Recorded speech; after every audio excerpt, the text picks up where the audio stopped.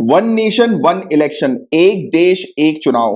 Guys ये topic काफी ज्यादा इंपॉर्टेंट है, लगातार न्यूज में हम लोग को देखने को मिल रहा है। तो थोड़ा डिटेल में बात करेंगे वन नेशन वन इलेक्शन के बारे में, बात करेंगे कि ये फायदेमंद है कि नहीं। तो पूरी चीज जो है वो इसकी अच्छे से देखेंगे एग्जामिनेशन पर्सपेक्टिव से। तो सबसे पहली चीज तो वन नेशन वन इलेक्शन जो है वो क्या होता है।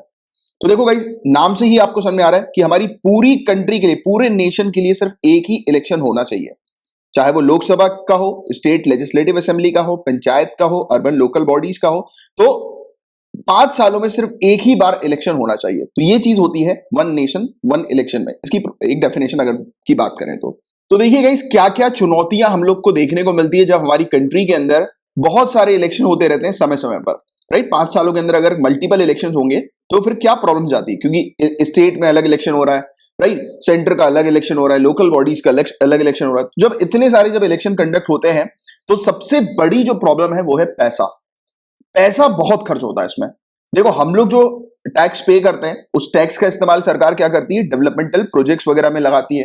राइट, जो पब्लिक सर्विसेज वगैरह जो होती है वो उसमें पैसा खर्च करती है सरकार, जिससे हमें जो है वो फायदा मिल सके। रोड बनवाती है, अलग अलग चीजें बनवाती है ना, इंफ्रास्ट्रक्चर डेवलप करती है। बट वही पैसा जो है, जो हम लोग टैक्स के तौर पर जो पे कर रहे हैं, वो टैक्सेस जो है हमारी, यानी कि वो जो हमारा पैसा जो है वो इलेक्शन में लगता है, इलेक्शन को मेंटेन करने के लिए लगता है, मैनेज करने के लिए लगता है। इवन जो कैंपेनिंग जो कंडक्ट की जाती है ये पॉलिटिकल पार्टीज के द्वारा, रजिस्टर्ड पॉलिटिकल पार्टीज के द्वारा, तो उसमें भी पैसा लगता है। तो ये चीज है कि हमारा पैसा यहां पर लग रहा है। जो पैसा इस्तेमाल होना चाहिए डेवलपमेंटल एक्टिविटीज पर्पस के लिए, वो पैसा इलेक्शन में जाता है। इसके अलावा पॉलिसी पैरालिसिस, आचार संहिता लग जाती है इलेक्शन के समय पे, आपको पता होगा। तो उस समय जितने भी डेवलपमेंटल एक्टिविटीज होती हैं, प्रोजेक्ट्स होते हैं, पॉलिसीज होती हैं, सब रुक जाती हैं। तो ये एक बड़ा इशू है। इसके अलावा जो एसेंशियल सर्विसेज जो है उसकी डिलीवरी के ऊपर इंपैक्ट पड़ता है। राइट, तो ये वाली चीज है। इसके अलावा मैन पावर, जो क्रूशियल मैन पावर है, पुलिस वगैरह जो है, हमारी पुलिस जो है वो हमारी सेवा के लिए होनी चाहिए, बट इलेक्शन के दौरान पुलिस जो है वो लग जाती है इलेक्शन को मैनेज करने के लिए, मेंटेन करने के लिए। राइट, कहीं पर क्राइम हो जाए, गंभीर क्राइम हो जाए, बट उस समय फोर्सेज अवेलेबल नहीं होंगी क्योंकि पुलिस वहां पर तैनात होती है। तो ये वाली चीज है। तो हमारी जो क्रूशियल मैन पावर है वो डाइवर्ट हो जाती है इलेक्शन के दौरान। राइट, इसके अलावा पॉलिटिकल पार्टीज के ऊपर प्रेशर होता है। अब देखो, पॉलिटिकल पार्टी जो है एक रूलिंग पार्टी है, ठीक है, रूलिंग पार्टी है जो सरकार चला रही है और जो कार्य कर रही है, बट उसको ये चिंता भी है कि यार इस क्षेत्र पे इलेक्शन कंडक्ट हो रहा है और हम चाहेंगे कि हमारी ही पार्टी जो है वो उस क्षेत्र पर जीते। तो क्या देख रहे हैं हम लोग कि रूलिंग पार्टी जो है वो पूरी तरह से अपना फोकस, अपना ध्यान जो है वो डेवलपमेंटल एक्टिविटीज के लिए नहीं कर रही है। राइट, वो ध्यान जो है उसका थोड़ा बहुत जो है वो डाइवर्ट हो रहा है। वो फोकस कर रही है कि यार इस क्षेत्र पर भी हमें इलेक्शन कंडक्ट हो रहा है, इस क्षेत्र पर, और इस क्षेत्र पर हम चाहते हैं कि हमारी पार्टी जीते।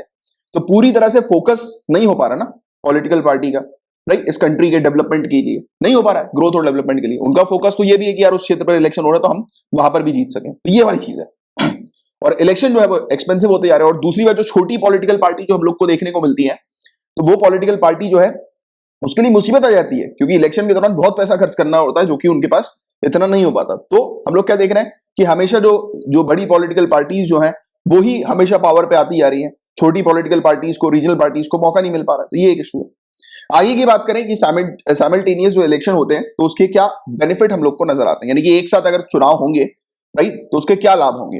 तो गवर्नेंस और कंसिस्टेंसी हमें देखने को मिलेगी। जस्ट जो चीज मैंने आपको बताई उसका उल्टा ही। सबसे पहली बात तो पैसा बचेगा, राइट, रेवेन्यू जो है वो हमारे जो टैक्सेस है वो सही जगह पे इस्तेमाल होंगे, राइट, प्रॉपर डेवलपमेंट के लिए इस्तेमाल होंगे, ग्रोथ, हेल्थ केयर एक्टिविटीज हम लोग इंप्रूव करेंगे। तो जो भी प्रॉब्लम्स आज की डेट में चल रही है तो उसमें थोड़ा सा हम लोग जो है वो हेल्प कर पाएंगे, क्योंकि हमारे पास पैसा रहेगा, फंडिंग रहेगी उसके लिए, राइट, क्योंकि फंडिंग जो है वो इलेक्शन में बर्बाद नहीं होगी। तो ये चीज है। गवर्नेंस और कंसिस्टेंसी हम लोग को देखने को मिली। वही चीज मैंने आपको बताया कि रूलिंग पार्टी जो है उसका सिर्फ एक ही फोकस रहेगा, गवर्नेंस के ऊपर, लेजिस्लेशन के ऊपर, प्रॉपर कानून बनाने के ऊपर, राइट, इस कंट्री के डेवलपमेंट के ऊपर। तो वो पूरा फोकस वो डेवलपमेंट और ग्रोथ पे करेंगे, रादर देन ये सोचने में की बजाय कि उनको कहां कहां पर जो है वो इलेक्शन हो रहा है और उनको कहां कहां पर जीतना है। तो उनका पूरा फोकस जो होगा वो डेवलपमेंट ग्रोथ के लिए होगा। तो ये वाली चीज है। पैसा मैंने आपको बता दिया, पैसा बचेगा। हमारी जो क्रूशियल मैन पावर जो है, हमारी जो फोर्सेज है, उनको बार बार जो है वो तैनात नहीं होना पड़ेगा, राइट, इलेक्शन जब कंडक्ट होता है तो वो सिर्फ फोकस करेंगे इस कंट्री में सिक्योरिटी पर्पस। जैसे पुलिस का एग्जांपल लें, पुलिस जो है वो हमारी सिक्योरिटी के लिए काम करेगी रेदर देन इलेक्शन मैनेज करने की जगह, है ना। तो ये वाली चीज है। तो ये कुछ चीज है। एफिशिएंसी गवर्नेंस में हम लोग को देखने को मिलेगी बहुत ज्यादा। आपको पता होगा कि इलेक्शन के दौरान बहुत ज्यादा काला पैसा जो है वो हम लोग को देखने को मिलता है। राइट। तो वो काला पैसा जो है वो नहीं लगाया जाएगा, तो कहीं ना कहीं काले पैसे का उपयोग थोड़ा सा कम हो जाएगा। राइट, इस चीज के थोड़ा सा नहीं, वैसे तो बहुत ज्यादा होगी, इलेक्शन के दौरान बहुत ज्यादा ब्लैक मनी इन्वॉल्व होता है। राइट, तो ये वाली चीज है। इसके अलावा लोगों की भी एक मेंटेलिटी हम लोग को ये देखने को मिलती है, जैसे कि अपन वोटर्स की बात करें तो वोटर जिस भी पॉलिटिकल पार्टी को चूज कर रहे हैं सेंट्रल गवर्नमेंट के लिए, राइट, तो वो सेम पॉलिटिकल पार्टी को अपनी स्टेट गवर्नमेंट के लिए भी चूज करते हैं। राइट, तो वोटर की हमेशा टेंडेंसी हम लोग को इस प्रकार की देखने को मिलती है। राइट, तो ये वाली चीज है। और साइमल्टेनियस इलेक्शन के लिए यानी कि इसको अगर हम लोग को लागू करना है तो हमें कौन से चेंजेस लाने होंगे कॉन्स्टिट्यूशन के अंदर, लेजिस्लेशन के अंदर, राइट, कानून वगैरह में क्या क्या चेंज करना होगा। तो आर्टिकल 83 को हमें अमेंड करना होगा। आर्टिकल 83 जो कि डील करता है कि एक हाउस जो है पार्लियामेंट का, तो उसमें उसका कितना ड्यूरेशन होना चाहिए, राइट, तो उसके साथ ये डील करता है। आर्टिकल 85 को अमेंड करना होगा, जो कि हमारे ऑनरेबल प्रेसिडेंट जो डिसॉल्व करते हैं लोकसभा को, तो उससे रिलेटेड अमेंडमेंट लाने पड़ेंगे। आर्टिकल 172 की बात करें तो स्टेट लेजिस्लेचर जो है उसके ड्यूरेशन से रिलेटेड ये आर्टिकल 172 हमें देखने को मिलता है, तो इसको जो है वो अमेंड करना होगा। इसके अलावा रिप्रेजेंटेशन ऑफ पीपल एक्ट 1951 ये जो कानून है उसको चेंज करना होगा, उसमें अमेंडमेंट लाने पड़ेंगे कि जो पार्लियामेंट और जो स्टेट असेंबलीज जो हम लोग को देखने को मिलती हैं, स्टेट लेजिस्लेटिव असेंबलीज वगैरह, तो उसमें उनका जो टेन्योर है वो स्टेबल रहे, तो उसके लिए अमेंडमेंट लाए जाएंगे। इसके अलावा इलेक्शन कमीशन ऑफ इंडिया की पावर्स जो है और जो उनके फंक्शन जो है उसको चेंज थोड़े करने पड़ेंगे, राइट, जिससे कि ये साइमल्टेनियस इलेक्शन जो है वो कंडक्ट कर सकें। साथ ही साथ डेफिनेशन जो है वो ऐड करनी होगी रिप्रेजेंटेशन ऑफ पीपल एक्ट 1951 के अंदर साइमल्टेनियस इलेक्शन की, और इसमें मतलब सेक्शन 2 जो है उसमें ये चीज ऐड होगी। तो ये चीज यहां पर बताई जा रही है। अब guys one nation one election क्या होता है इसकी जानकारी तो आपको मिली गई होगी, बट अपन कुछ चीजों के बारे में डिस्कस करेंगे। जैसे कि ये टॉपिक अभी न्यूज में इसलिए आया था क्योंकि रिसेंटली केंद्र सरकार ने स्पष्ट करते हुए कहा है कि सरकार द्वारा देश के सभी निर्वाचन निकायों के लिए एक समान मतदाता सूची यानी कि कॉमन इलेक्टोरल रोल और एक साथ चुनाव यानी कि साइमल्टेनियस इलेक्शन करने हेतु जन प्रतिनिधित्व अधिनियम 1951 में संशोधन करने की योजना नहीं बनाई जा रही है। मतलब सिंपल शब्दों में सेंटर आज की डेट में कोई भी प्लानिंग नहीं कर रही है रिप्रेजेंटेशन ऑफ पीपल एक्ट 1951 को अमेंड करने का, और कॉमन इलेक्टोरल रोल और साइमल्टेनियस इलेक्शन जो है वो इनेबल करने का सभी इलेक्टोरल बॉडीज में हमारी कंट्री के। मतलब कि केंद्र सरकार की कोई प्लानिंग नहीं है वन नेशन वन इलेक्शन से रिलेटेड या फिर एक कॉमन इलेक्टोरल रोल से रिलेटेड। तो ये चीज अभी केंद्र सरकार ने क्लियर करी है और इन प्रावधानों के खिलाफ काफी चिंताएं व्यक्त की गई हैं और इस मामले पर अभी तक कोई सहमति नहीं बन पाई है। तो इसलिए क्योंकि अभी तक कोई भी सभी लोग की सहमति नहीं बनी है कि इंडिया के अंदर एक ही बार में जो है वो इलेक्शन होना चाहिए। वैसे अभी आपने ये टॉपिक को जो कवर किया होगा वन नेशन वन इलेक्शन वाले टॉपिक को, तो उसमें आपको क्लैरिटी मिल गई होगी कि इसके बेनिफिट्स क्या है और इसके नुकसान जो है वो क्या है, राइट।